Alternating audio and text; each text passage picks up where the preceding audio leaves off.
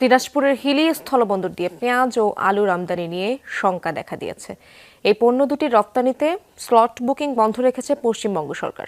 তবে অতীতে বুকিং দেয়া পেঁয়াজ ও আলুর সরবরাহ অব্যাহত রয়েছে, যদিও রপ্তানি বন্ধের খবরে বিরূপ প্রভাব পড়তে শুরু করেছে পণ্যের দামে।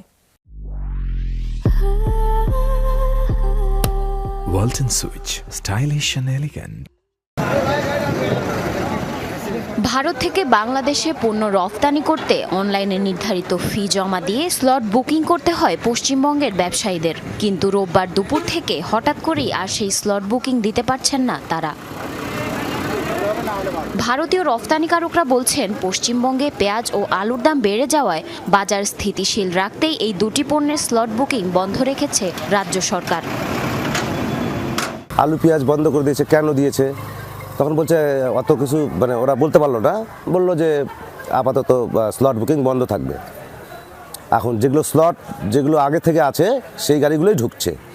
আগাম নোটিশ ছাড়া এমন সিদ্ধান্তে হতাশ আমদানিকারকরা।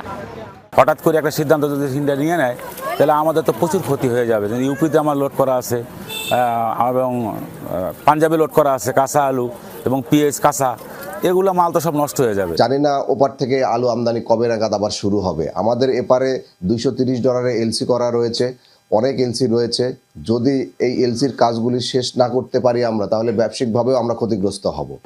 রফতানি বন্ধের খবর ছড়িয়ে পড়ার সাথে সাথেই বেড়েছে এই দুই পণ্যের দাম।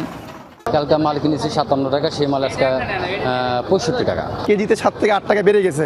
কারণটা শুনতেছি ভারত সরকার নাকি পেঁয়াজ আর আলু বন্ধ করে দিচ্ছে। প্রতিদিন হিলি স্থলবন্দর দিয়ে পেঁয়াজ বোঝাই 80টি ও 30টির